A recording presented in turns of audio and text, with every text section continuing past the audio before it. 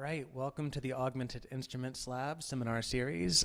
Today we are welcoming Zeynep Bulut from Queen's University in Belfast. So Zeynep was a lecturer at King's College back in the 2000 teens at some time before she went to Belfast. And she has a forthcoming book which will be out this fall.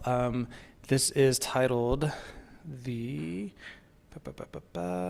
Building a Voice, Sound, Surface, Skin, out on Goldsmiths Press. Her work deals with the voice as skin in the context of experimental music practices. I had the pleasure to hear some of this work last year when I met, or not when I met you, but I guess when Zeynep visited Harvard for a conference that I was helping to put on. Looking forward to hear where this has gone. And I think what we're hearing today is also going to be new research, which is for a second book project, which is also forthcoming. So please welcome Zeynep. Okay. Thank you so much, Landon, for this generous introduction. And thank you, Landon and Andrew, for this kind invitation. I'm really delighted to be here. Thank you all for coming or tuning in.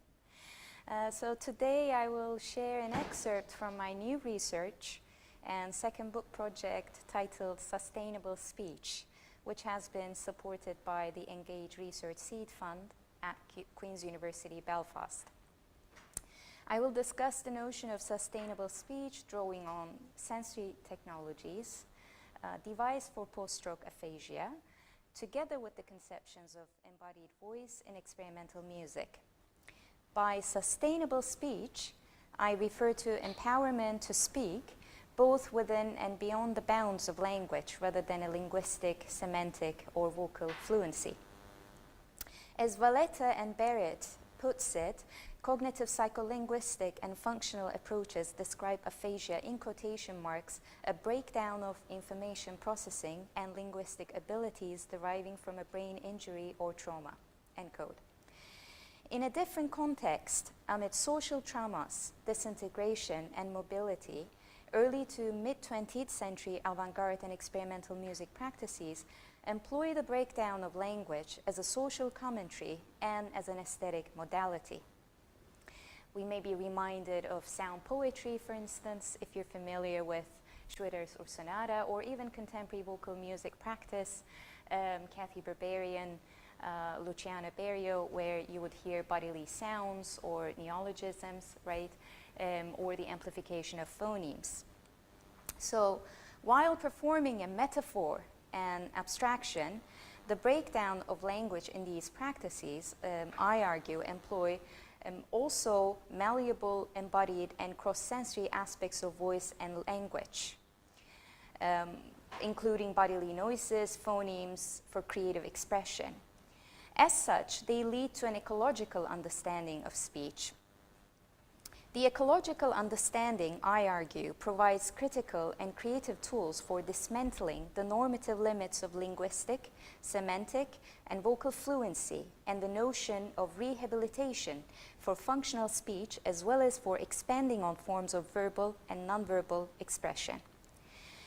Pursuing this idea, I cross-read creative and functional technologies used by speech and language therapists, music therapists, and music technologists, including digital voice assistants, smartphone and tablet applications, variables, and assistive music technologies. I will not indicate all of these examples, obviously. I only picked a few for today's presentation.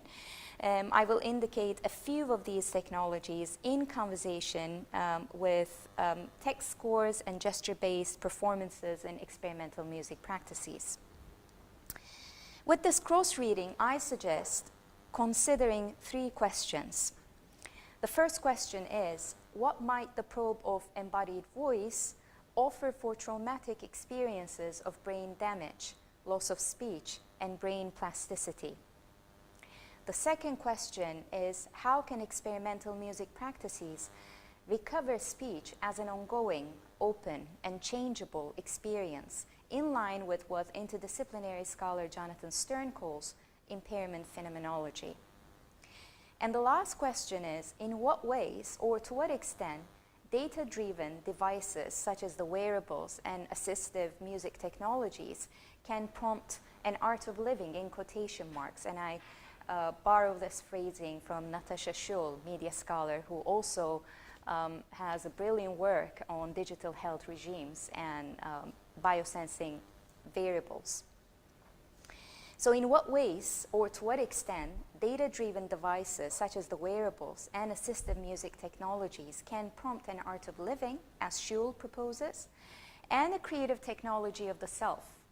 I thought we would like to be reminded of Theodonora's work, Music in Everyday Life, in which she proposed music and listening as a technology of the self. And I find lots of thematic interactions between these conceptions, art of living and technology of the self. And I would like to be able to think about some of the examples that I will mention today with respect to these conceptions.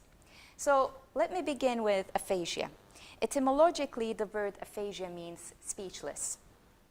Medicalized definition of aphasia refers to speech and language disorder resulting from stroke, brain injuries, brain tumors, as well as other neurological disorders. Aphasias are caused by lesions that take place mostly in the left hemisphere of the brain in the speech and language areas, historically designated as Broca's and Wernicke's areas. In 1861, French physician and surgeon Paul Broca localized the left frontal lobe as speech area, which is associated with lip and tongue movements. Broca had a stroke patient whose speech was severely affected. During a post-mortem study, he found out that the patient's injured tissue was in the left frontal lobe. Following Broca, German physicist and neuropathologist Karl Wernicke studied a different brain injury causing the difficulty in comprehensions of words and language. Wernicke localized the related injury in the left superior temporal area near the auditory cortex, which is connected to the frontal area. As Susan all argue, especially during the Second World War, neurologists Goldstein and Luria approached aphasia as a cognitive disorder. Around the same time, as historian Penelope Gook tells us, early foundations of music therapy were conceived in North America and Europe as an academic and professional discipline, with the edited volume Music and Medicine, convened by Thomas Keyes and Dorothy Schulian.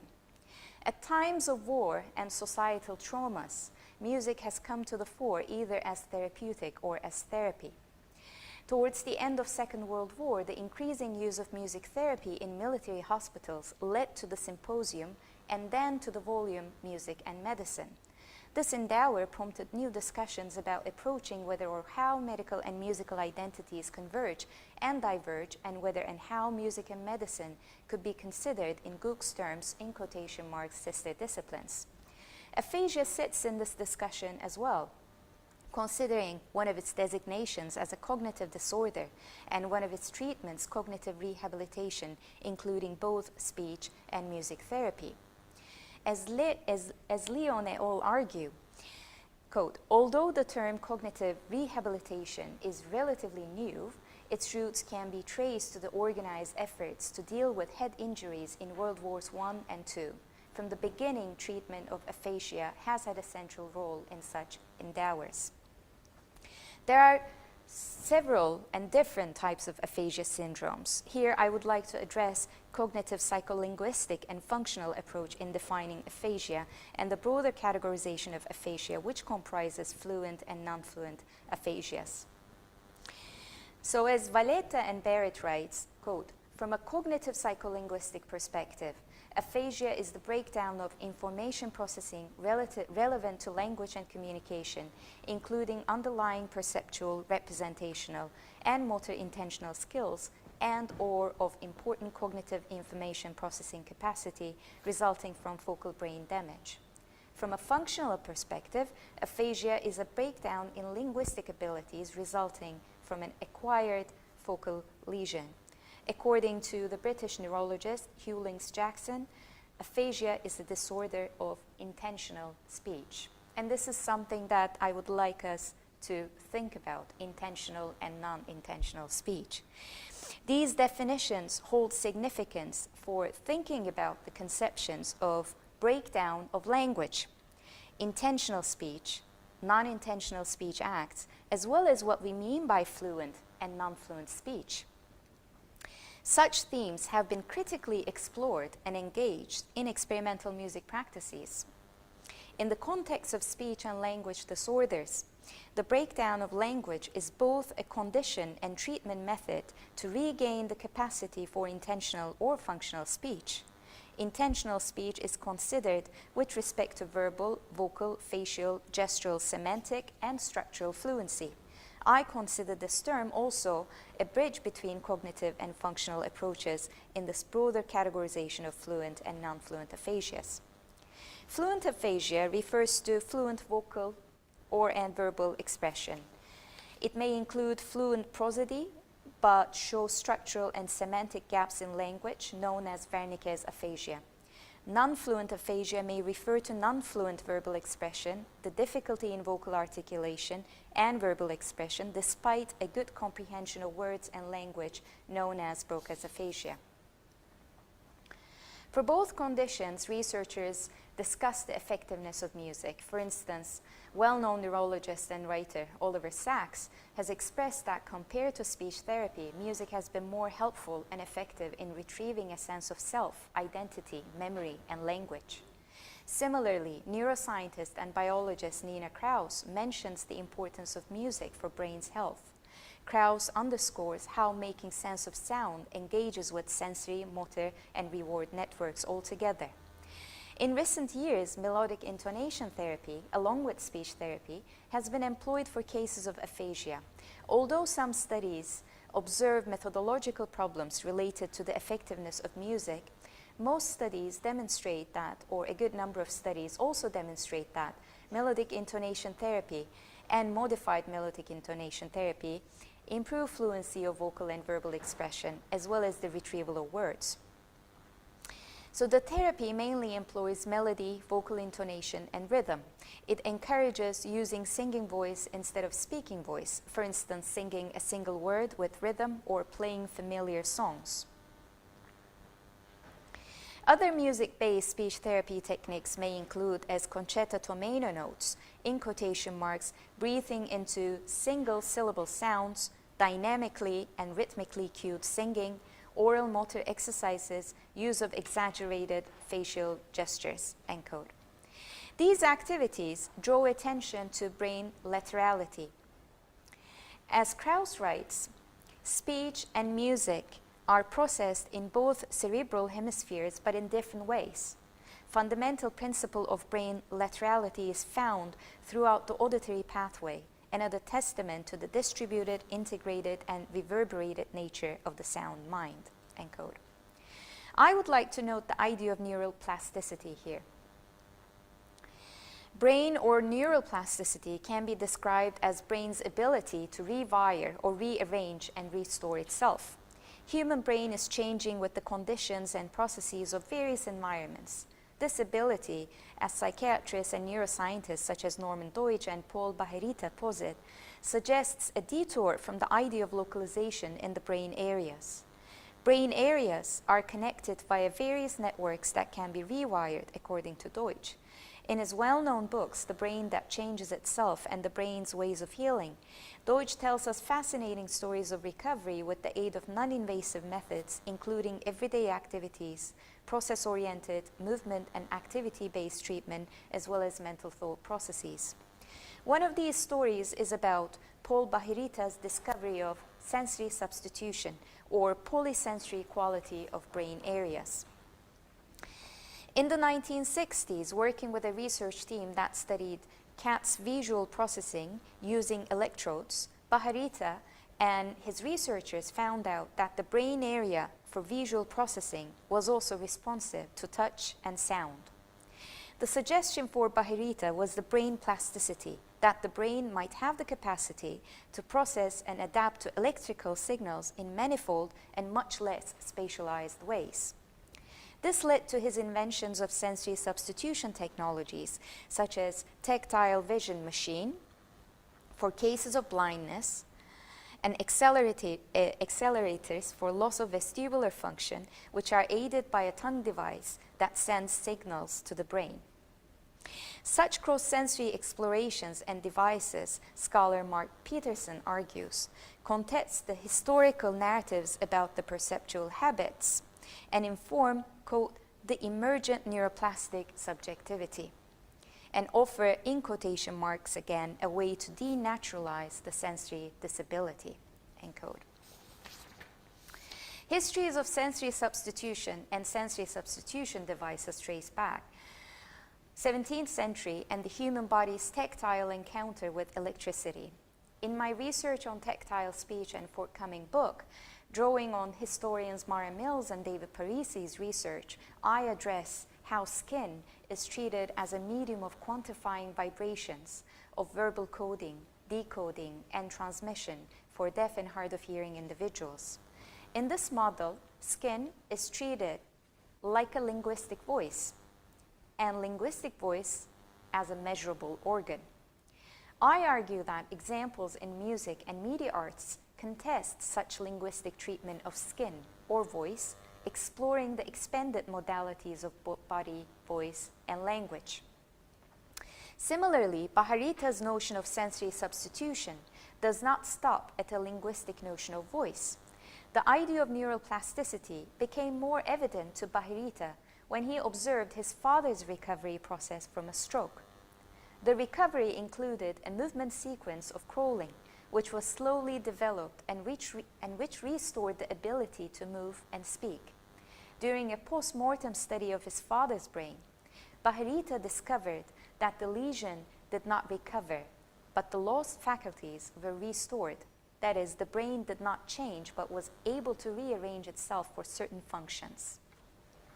This notion of plasticity, both the capacity and the incapacity for change, has been considered also by philosophers such as Catherine Malleable. Looking at severe cases of brain injuries and trauma, Malleable asks to what extent one can invent themselves from scratch. And this is exactly, I'm paraphrasing Malleable, but she is using the word from scratch as well. This question brings another question. What may restoring or healing mean in this context if one can invent themselves from scratch, presuming or working on this hypothesis? What is there to be restored? Malleau's notion of plasticity draws on Freud's notion of life drive and death drive and Hegel's notion of self-transformation. Through these readings, Malleau points to plasticity as a capacity for both change and resistance against change. Just like the material plastic itself, the notion of plasticity suggests a presence which neither completely appears or disappears, nor remains as the same. Studies in neuroscience and music associate and examine neuroplasticity in terms of both morphological changes and functional growth. However, the brain laterality and the distributed and integrated neural networks, as well as cross-sensory substitutions, point to plasticity as a redistribution of connections, almost a modulation. This conception of plasticity is helpful for looking at the issues of fluency and non-fluency of speech, not simply as a neural or physiological function or dysfunction, but also as a social and political question. Let me bring back the notions of intentional, non-intentional speech, breakdown of language, and non-intentional speech acts. What constitutes the structural and semantic fluency of speech in the first place? If we were to have a more exploratory approach to speech and language, we might have more allowances for listening and speaking with vocal, semantic, or linguistic non-fluencies, or what literary scholar Chris Eagle calls non-disfluencies, Eagle draws on the breakdown of language in modernist literature. The breakdown of language in this context is not simply a metaphor or representation of a personal and social upset, but also a critical commentary on what counts as norm and normal, and what is considered and also stigmatized as illness, disease, disorder, and disability. In disability aesthetics, theorist Tobin Sievers discusses modern art as a case of disability aesthetics, Drawing on Sear's theory, music scholar Joseph Strauss prompts us to think about modern music also as a case of disability aesthetics. The focus on disabled human bodies in these contexts, they both argue, points to an expanded conception of the body, of embodiment, one that critically reflects on the constitution of the normative body. I turn to non-linguistic and non-verbal expressions in experimental music at this point, from early avant-garde movements to 20th century and 21st century experimental music. Experimental music practices have explored the breakdown of language, invention of made-up language based on phonemes, speech sounds with machine and environmental sounds. These explorations have drawn attention to the embodiment of voice, to the malleable, cross and multisensory, as well as distributed manifestations of sound and body and language. The breakdown of language in these practices, while performing an abstraction, thus encourage an ecological account of speech, which underlines the body, voice, and language as plastic, as both malleable and resistant, interacting with various kinds of bodies and physical and social environments. I would like to introduce a few examples. The first example is composer Mark Applebaum's composition, Aphasia. Aphasia employs hand gestures synchronized to pre-recorded vocal samples performed by vocal artist Nicholas Isherwood. So I would like to play a very brief excerpt. The Human Experience. Inside the Humanities at Stanford University. humanexperience.stanford.edu.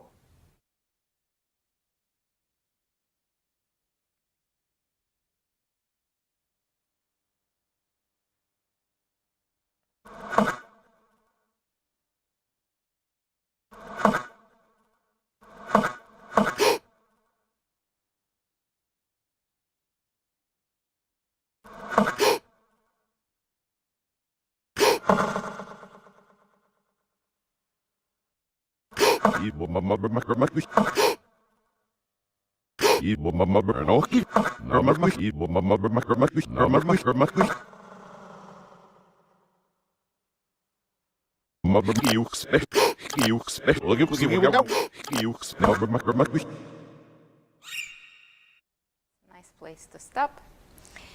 In his description of the piece, Applebaum does not specify why he named the piece as Aphasia. However, he refers to how the piece constructs, in quotation marks, a nonsense sign language. What we saw in the video documentation of the piece is the process of embodying someone else's voice with gestures. There is both visceral exploration and abstraction in and out of language. We're exposed to almost a process of making a language. Such exploration, and we may say an abstraction, I would say interconnects various plasticities, plasticity of language and voice, plasticity of speech and expression, and time and place. There is a cross-sensory modality that we can observe in this example. And this cross-sensory modality does not rehabilitate or resolve a condition or substitute a sense, but it rewires conceptions of voice, speech, and language. Similarly, Pauline Oliveros' deep listening and sonic meditations offer significant insights. Take, for instance, river meditation. The instruction of this meditation, in particular, the fluidity of the sound of water, brings to mind the fluency. The fluency in this context is exploratory, contingent, improvised. Sonic meditations point to everyday acts, sounds, and situations, employing both focused and expanded listening. And focused and expanded modes of listening are different from the modes of intentional or goal-oriented speech exercises. There is no right or wrong in terms of a vocal outcome or a verbal expression. Focusing on the sound of water and mimicking the sound mentally, vocally, or by applying to visual means or physical movement leads to cross-sensory engagement as well as to an active engagement with the other participants' responses. This practice allows committing to the process rather than to a preconceived outcome. I have been exploring deep listening and sonic meditations with the North and West Belfast Stroke support group. The openness of the practice and the collective performance have encouraged the participants of the group to manage social anxiety, to negotiate sense of time and short-term attention, to navigate through diverse cases of hearing, and to explore various instances of voicing by means of expanded and playful possibilities. Jonathan Stern's notion of impairment phenomenology is suggestive to further consider the implications of such possibilities. Stern theorizes impairment phenomenology as a case of political phenomenology different from the conventional literature of phenomenology. As he writes, quote, "Impairment phenomenology is different from other kinds of phenomenology in that it does not assume a subject in command of their own faculties. Most phenomenologists describe their experience to you as a reader, and you're asked to believe them. But I am an unreliable narrator. For instance, I begin again by telling the story of waking up in surgery, except I don't have a solid foundation for a beginning. And to do phenomenology, do I need to be in control? Because I'm clearly not in control."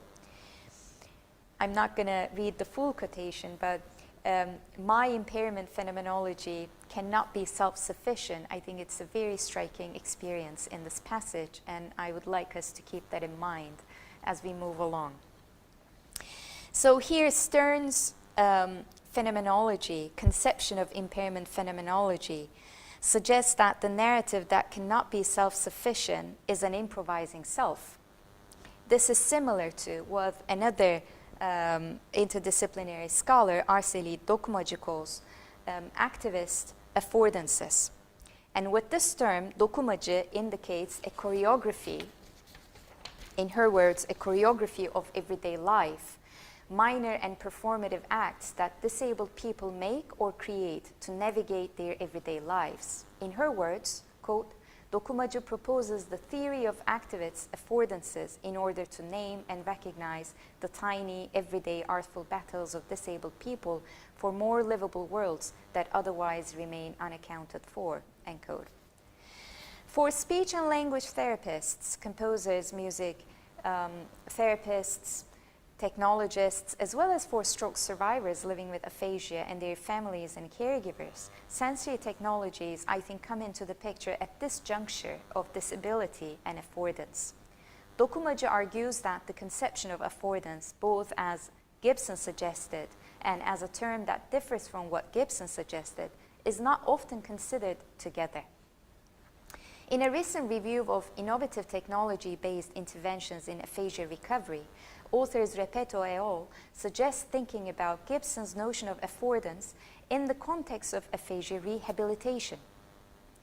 They look at mobile and VR technologies for smartphones and tablets and examine what affordances these technologies may provide for recovering language and speech.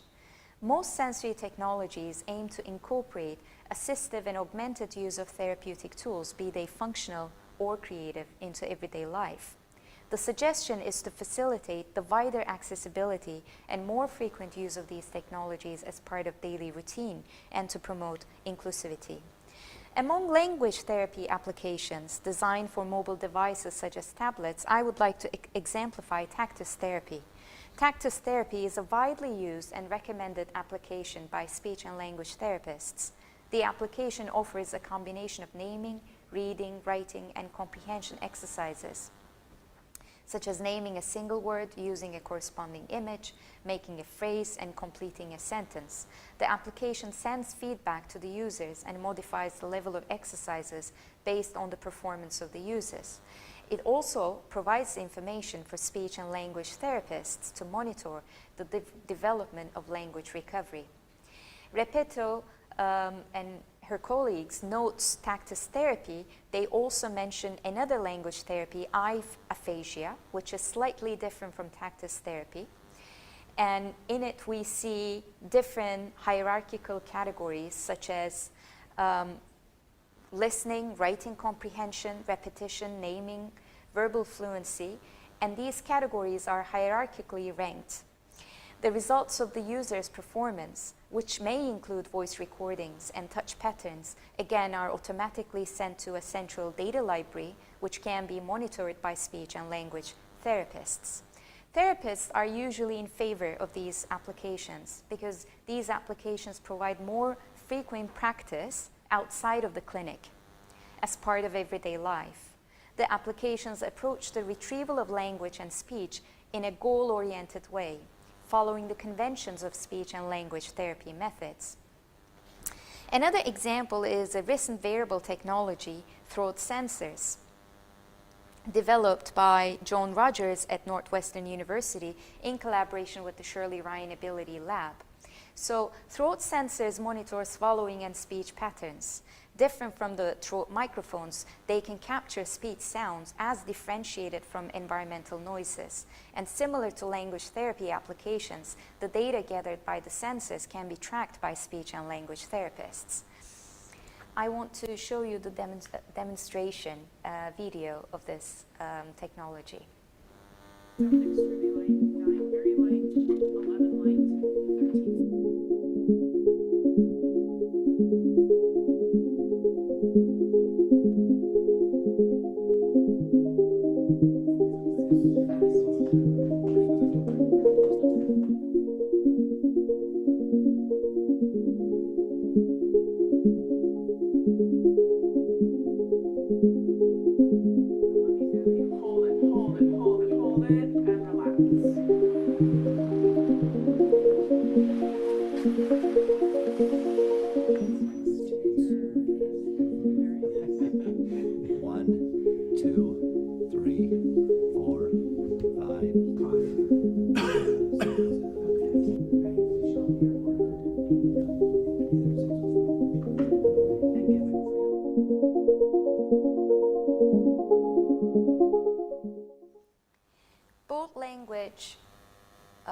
Both language therapy applications and variables point to a functional and goal-oriented approach towards language rehabilitation. They provide the possibility of a more frequent practice at home without the burden of social anxiety and judgment, and thus contribute to building confidence for speaking. However, language is also performative and live, not limited to an index of phonetic, linguistic, and semantic patterns. To reiterate the suggestion of Repetto and her collaborators in the article, what may be the work of affordance in the context of language rehabilitation? In other words, how are these technologies informing and informed by environmental, embodied, and performative aspects of language and cognition? Repetto et al. Consider the potential impact of immersive media technologies in relation to this question. But prior to and possibly alongside immersive technologies, one could also consider the examples that I suggested in experimental music. In Aphasia, for instance, Applebaum engages with embodied gestures and triggers cross-sensory references. The references do not derive from or arrive at a necessary meaning. They rather encourage attending to the contextual, changing, performative, and incomplete nature and operation of both language and speech. In so doing, these pieces also prompt critical tools and perspectives for precisely dismantling and expanding on the habituated forms of naming as well as speaking. Assistive music technologies interacts both with experimental music traditions and functional language therapy applications. They aim to empower people living with disabilities, make the technologies affordable and accessible as part of everyday life, and promote inclusivity by means of creative expression, which is not limited to verbal forms of language again. I will briefly refer to two examples today. The first one is Soundbeam, and the second one is adaptive use musical instruments. You may have heard about Soundbeam. It is a very widely known technology which has been promoted as touch-free device for inclusive music making for more than 30 years with upgraded versions. Soundbeam translates physical movements into sound. Participants interact with the beams with physical gestures and movements, and alongside the beams there are switches which can also play musical instruments, chords, and sounds. The creators devise what they call quote, sound sets, including musical excerpts, chords, as well as animal sounds. The musical features are assigned to different beams and switches, and they can be adjusted. The beams also make possible to make musical phrases, and the system allows combining visuals or film fragments with sound. Although there is no particular musical goal, and using the system does not require a musical background, sound being works with a musical vocabulary.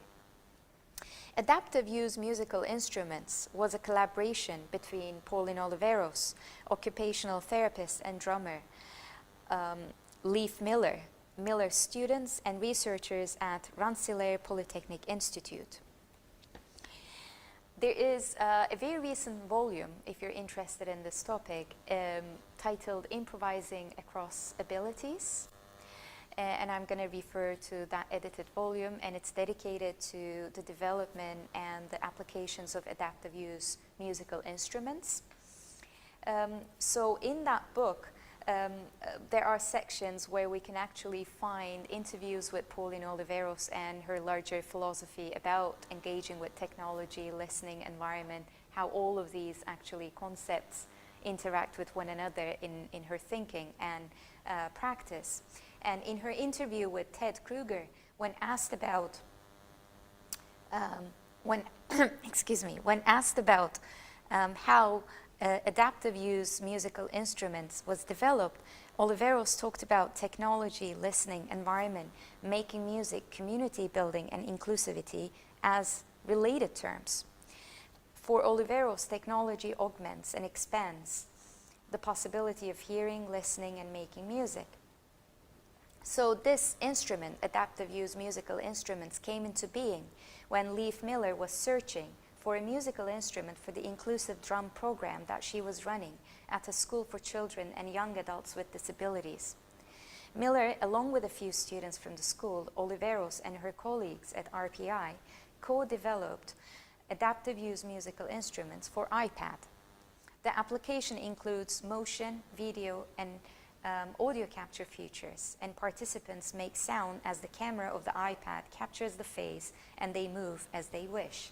So I would like to show you how this works. Going back to this slide, this is a demonstration by one of the editors of the volume and by Professor Sherry Tucker.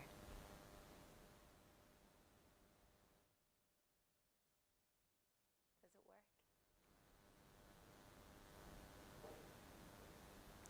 Let's see again.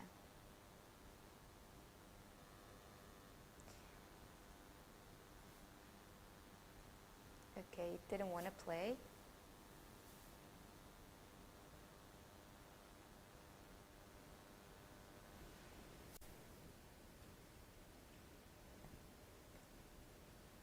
Okay, maybe when we have time for discussion, we can come back to that. I'll carry on, and I have 3 more slides, and we will have time for discussion. This is a very brief video. You see the YouTube link here. Basically, what Sherry Tucker does here, she tries to find the camera, and the camera tries to capture her face, and then she moves, and the movement is also linked with the sounds. So basically, the system captures motion, audio, and video, but you can move in various ways. It's just the trick is the camera needs to capture, I guess, your face or the movement.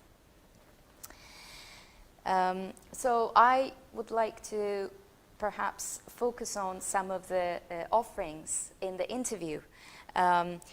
When Kruger asked questions about this system, adaptive use musical instruments, is it software? Is it political? Is it therapeutic? I thought these questions are very to the point, right? Is it software? Is it political? Is it therapeutic? And then is it also musical, right? So all of these questions were at play. And Oliveros answered all of these questions, as you see here, in quotation marks. Is it software? Yes, and you can get it for free. And everyone can be, a researcher in this context. Is it political? Not perhaps in the usual sense, but it is politics when you're enabling something to happen. Then it's a political act, and it becomes part of the body politic. And I think it's very important to focus on that word, right? When you engage with these technologies, your body is actively interfering with some new perceptual habits, with some new ways of moving, perceiving, understanding, behaving, and acting. So is it therapeutic? It is musical, the first answer. But then, Oliveros says, I think that being able to participate in a community through music making improves the quality of one's life, so it is therapeutic. So I think the final reflection that you see in the slide coming from Tucker and Mizumara Pence, the editors of the volume Improvising Across Abilities, Oliveros considered, in quotation marks, inclusivity an ongoing practice of expanding awareness. Like listening, like consciousness, inclusivity is never complete. So thinking through these responses and the way both Soundbeam and thinking about adaptive use musical instruments and Soundbeam together, how they engage with embodied gestures to make an expression. When I think about these responses, an example, they remind me of what Dokumacı calls activist affordances, because they basically work with the choreographies of gestures and embodied gestures. And the scale of it, obviously technology prompts producing sound in certain ways, but still it gives the flexibility for the participants to explore these movements and gestures. So I think there is a minor element which resonates with Dokumacı's conception of activist affordances, an improvised choreography of movements and gestures, she would say. And Soundbeam and adaptive use musical instruments are not specifically devised for post-stroke aphasia as assistive music technologies, but they may be also purposed for that. But looking at them together with language, for instance, therapy applications, or specific sensory technologies like throat sensors, looking at them together, I think, leads to a fruitful set of questions. And I would like to, this is my last bit, I would like to conclude with this section. So to what extent can such sensory technologies, both functional and creative, they can become a tool for self-management, self-expression, self-care, or a technology of the self? Considering their data-driven nature and features of quantification and classification, how might such technologies prompt an agency and empowerment for exploration and action, for refinding and restoring a voice? And last, what kind of an agency and way of living might functional and creative interventions might generate?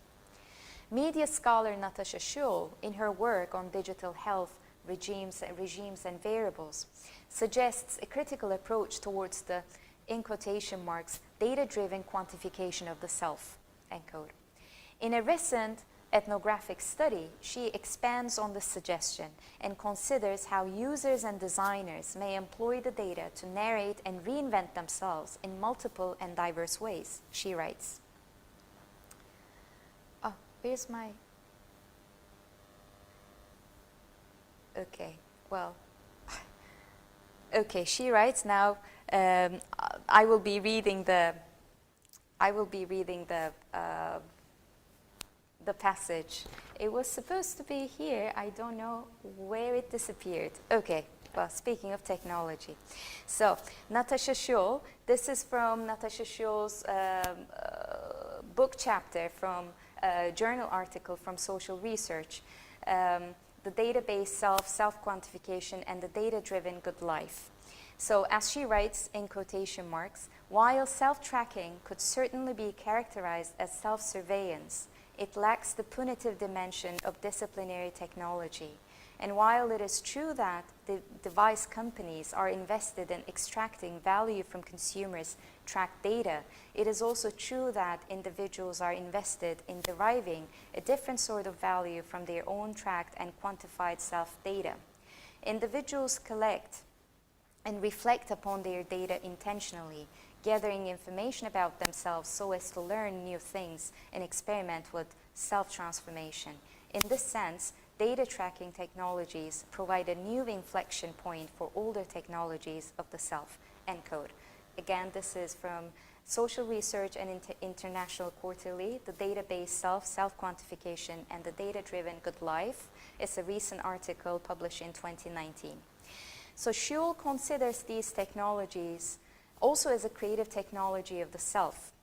In a similar way, Theodonora, as I mentioned, has proposed music as a technology of the self in everyday life, which helps regulating and modulating perception, moods, action, behavior, and narration of the self. It will be fair to say that both functional and creative technologies that I presented today contribute to a degree of self-management and self-transformation, as well as help building a sense of confidence, agency, and action. Language therapy applications and variables focus on restoring language skills in a goal-oriented way, employing self-tracking, quantification, and classification. Creative and musical interventions, pieces like Aphasia, sonic meditations, as well as assistive music technologies, they prompt expanded, playful, emergent, and collaborative possibilities of exploring language and speech. Perhaps thinking through the functional and the creative technologies together sheds lights on the incompleteness and the blurry boundaries between self-tracking and self-care and self-transformation. In Schul's words, this is, in quotation marks, an art of living. In terms of the ideas and example that I shared today, I believe this is an open call for expanded and sustainable ways of voicing. Thank you.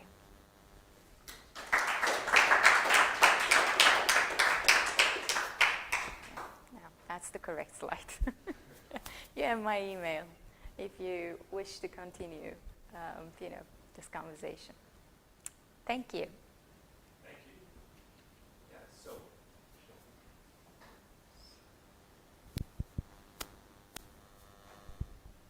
We could take a few questions then. We have this microphone for anyone. Do you want to, would you like to lead? Yes, thank you so much. So I have a basic question. Aphasia is a degenerative disease, or is it something that is actually completely reversible? Does it intend to relearn from scratch how to articulate, the voice? And can somebody like go back to their initial skills that they had before the disease happens? Yes, it can be recovered, and the vocabulary and the writing, reading, comprehension skills can be restored. It's not degenerative. Fantastic. And at some point I think you were talking about a neural network, you were saying, right? Like within the context of I'm guessing the brain cortex, right? Like, do you think when you recover from such a disease, actually you generate new paths to articulate voice, or it's a restoration of the old paths? I think both. Both are possible based on the literature on neuroplasticity. There is a scholar, I don't know whether you came across in the field of neuroscience and music, Simona Della Bella, and she talks about, Simona Della Bella talks about morphological growth, for instance, of the brain. So it can be morphological, structural, functional. So the brain has that capacity to rewire itself, and music may contribute to that growth. And for a case of aphasia, definitely neuroplasticity has a, I would say, to my observation, I'm not a scientist, but I've had the opportunity to work with people, and looking at the literature, it is possible to retrieve the old, old vocabulary, but come up with new vocabulary as well. So that the question that you're asking, yes to both options, to my understanding. Great. Okay. Fantastic. Thank you. Do we have any other question over here? So thank you for a great talk. So I wanted to maybe dig a bit further into this sort of dual history of some of these instruments as both creative technologies in a music context perhaps, as well as medical technologies, and the kind of intertwining of these histories. You mentioned Mara Mills, and one of her sort of early pieces is the article on the artificial larynx, right? And she kind of makes this observation that while it may have been developed as a kind of assistive technology, eventually it became a kind of extractive process in which that knowledge was folded back into sound synthesis technologies at the time, and the original context of the communities that it was made for were kind of discarded or put aside. So I guess I'm interested here in how you balance the kind of asymmetry, perhaps, in, I don't know if it's ethics or in the kind of distinction of language breakdown versus sort of musical vocabulary breakdown in the musical domain versus in the medical domain, and also what you make of the sort of dual capacity, the double valence of these technologies in operating in both of those domains, both in a kind of medical capacity where the stakes seem quite high for people to be able to communicate versus something like in the aesthetic realm where it seems like there's perhaps more sort of play built into, I don't know, that area of practice, something like that. I don't know if that was clearly articulated. No, it is clear. I see lots of symmetries as well as asymmetries, thinking about them side by side. Because there is an element of trauma involved in the fragmentation of language, especially when we think about the aesthetics of, let's say, I mean, in the context of sound poetry, that was happening between the two world wars.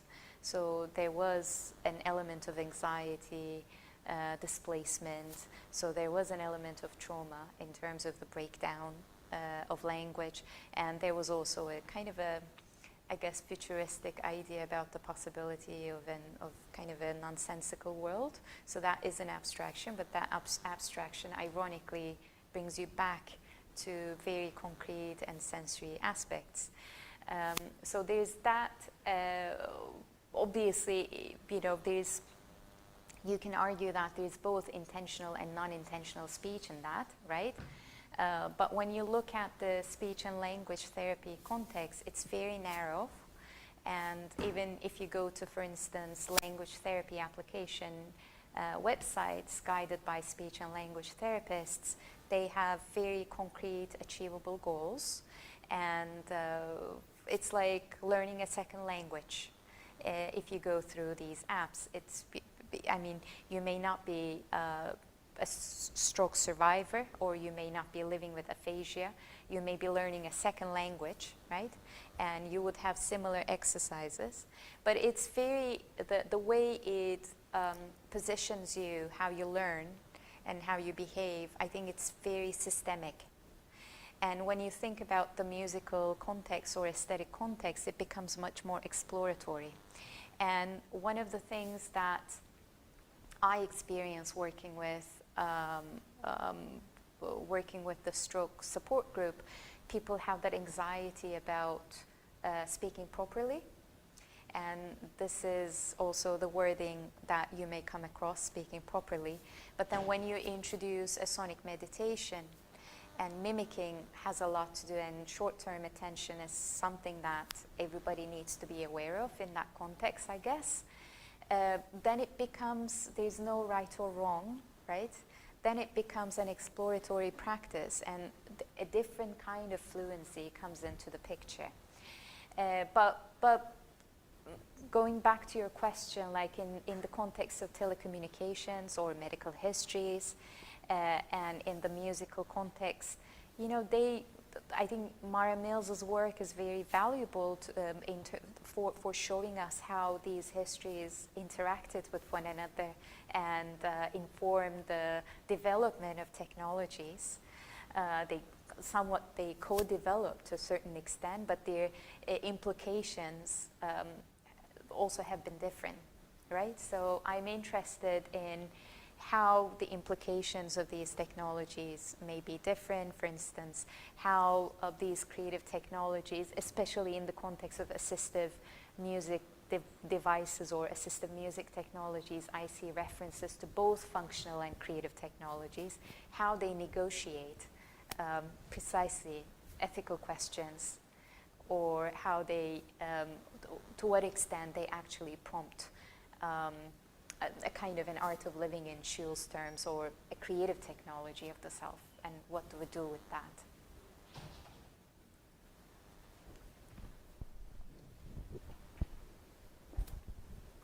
Yeah, Thanks for this interesting talk. And I wonder if we could pick a little bit on the idea of intentionality and kind of that putting that at the center of this this discussion. So aphasia is a disorder of intentional speech. Is that how you described it? Is that One way to look at it, yes. so? We There's have that this element, notion that yeah. you have a thing that you intend to do, and then somehow, like whatever this abstract notion of intention is, then somehow through whatever kind of neural pathways end up as speech or as music or as whatever else we do in the world. I find it interesting that you're focusing specifically on experimental music practices here, and I wonder, is there an important tie here between experimental music as being somehow non-intentional or differently intentional compared to any other sort of music? I mean, could we propose some of the same kinds of interventions based on other established forms of music? I mean, whether traditional Western classical music or Celtic traditional music, classic rock. I mean, whatever. Why specifically experimental music? Is it because there's a sort of proposition that intentionality has been reconfigured in some way, and that is important as a kind of alternative to the challenges of aphasia? Well, I think there is a very specific context in experimental music, right? If you think about contemporary vocal music practices, if you think about, again, sound poetry, if you think about Applebaum's piece, I mean, there is a specific investment in language in a similar way. I mean, there is an intention of fragmenting the language. If you're looking for an intention, I think there is that kind of dismantling, thinking about language almost like thinking about language material and dismantling it. I think we don't always come across in other kinds of music. I think there's a very specific tie there, because there's definitely a breakdown of language in experimental music practices, and there is the possibility of finding voice in non-vocal expressions. So there's the element of multisensory and cross-sensory explorations as well. I guess I'm able to think about a lot of examples, but when I first bridged these two different contexts, I was thinking about really sound poetry and contemporary 20th century post-war avant-garde contemporary vocal music in North America and Europe. But when we talk about, when you look at the music therapy literature, obviously you do come across lots of other musics.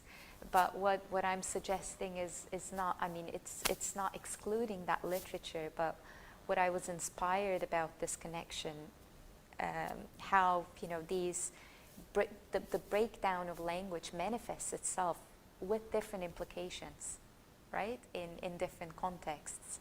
And when you bring them together, Oliveros is a very powerful example, because she is, her way of thinking and sonic meditation somewhat bridge these different contexts, I think, right? Both musical context and perhaps therapeutic context, one could say.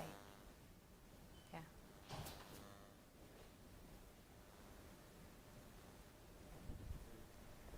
Well, is there any other question? Yes.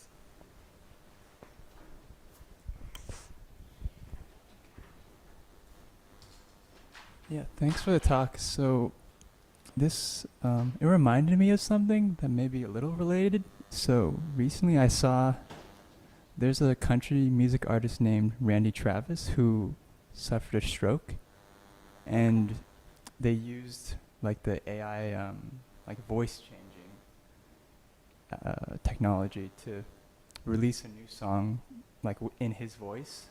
Mm-hmm. It's sung by a different person, but they used like they trained AI on his voice. Mm-hmm. So I was thinking, perhaps could this be used as this technology used for rehabilitation? Also, what are like, if you do that, what are like ethical implications of that? That's a great question. That's wonderful. Actually, there are lots of, I mean, in my forthcoming book, I make reference to some technologies which allow, for instance, video gamers to change their voices. And they use the particular terminology, like how when they change their voices, they become a different persona, right? So the question of ethics, that's a big question. I guess we also need to consider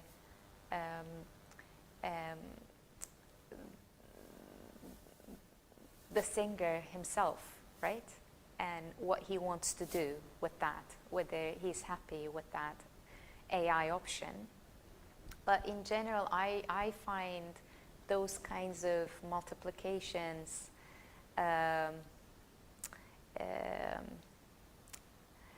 yeah, I am usually cautious about those kinds of multiplications, right? Because I do think that there are ethical implications. And voice is a plastic phenomenon, as I try to explain, right? Because with lots of environmental factors, with age, with physical, psychological, social and cultural factors, it changes, but it also resists change. So that's why it's plastic. So there is both, actually. And that's why I think, for instance, I make reference to malleable, because her philosophy really clarifies these both aspects. So, I mean, we can, you know, lots of music softwares make changing voices, changing the tone of voice or the articulation, modifying those features of the voice and sounding like a different person or sounding like your perhaps old version possible, right? So I would consider I wouldn't like to use the word owner of the voice, but in that case I'm going to use the word singer, the performer, like how the performer negotiates with that. And then also the implication of using this technology, because in the specific context of aphasia, people can restore their language and they can restore their voice, and they actually you know, find and explore their voices instead of being, you know, attributed to an automated voice or automatically generated voice. So it's an interesting case, but I wouldn't immediately think about as a potential, you know, potential creative technology. But you use the word rehabilitation, which I'm sure, you know, one could contextualize within that domain. But it's interesting, yeah. Yeah. I have a quick follow-up if there's time. So you mentioned that, I think maybe one of your questions toward the end was about the potential for these applications or technologies to empower the speaker, perhaps through rehab, but in particular with reference to digitally driven technologies, right?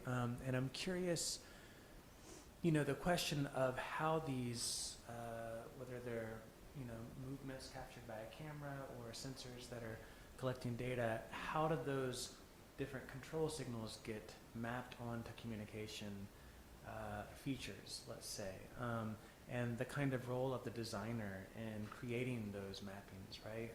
And how do you see that kind of role of the designer as tempering perhaps the capacity for empowerment or exploration, or the kind of, like as a kind of intervening or mediating kind of, it installs a kind of system of representation which is perhaps not visible, but which is nonetheless kind of choreographing the types of interactions that are made possible with these technologies. So is there a consideration here for, I don't know, like, could they go the other way? Could they, instead of being empowering, even become coercive in some instances? I think most of them are the ones, most of the technologies that I'm interested in, they are being co-developed, right, in a collaborative way, working with the people.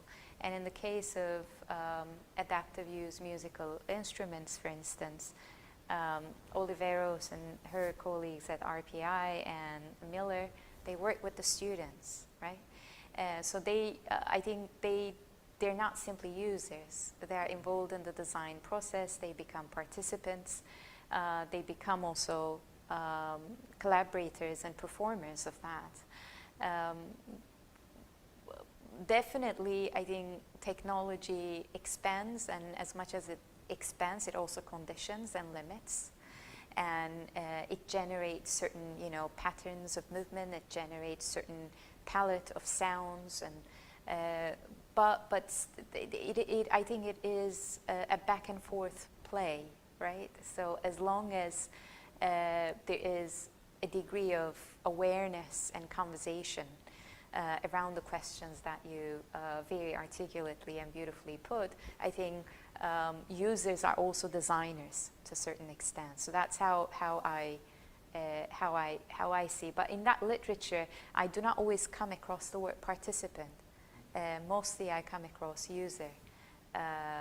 So that's another thing. But I don't feel really well informed or well placed to further comment on that, because I think I need to do more reading about that. But I would think about user and designer in that context synonymously.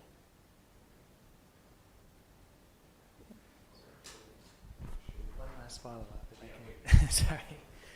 So I guess, yeah, the interesting maybe follow-up on that would be, like, are there any of these apps, I don't know, if like the Talk-to-Us Therapy app or something like that has reached a level of scale where it's no longer within the realm of a conversation between, a user that's also a designer, but many people are using the same technology, and so that yeah, Talk-to-Us Therapy is a very widely known therapy, and it's not like, I don't necessarily consider I don't necessarily think about it in the way I think about, for instance, assistive music technologies, because they are widely distributed, widely recommended, widely used, and speech and language therapists obviously work with people living with, for instance, aphasia, apraxia, let's say, and then obviously their input is very important, but those language therapy applications are very focused on functional